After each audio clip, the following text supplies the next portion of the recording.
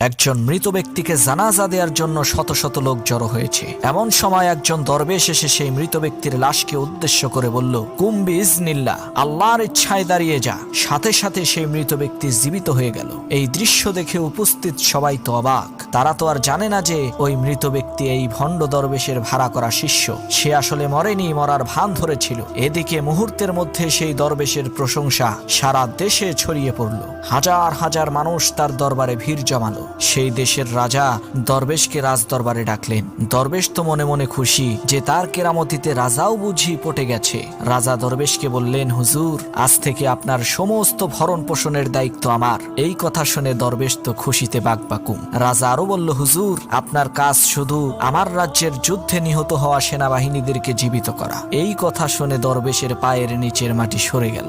রাতের অন্ধকারে দরবেশ সেই রাজ্য ছেড়ে পালালো।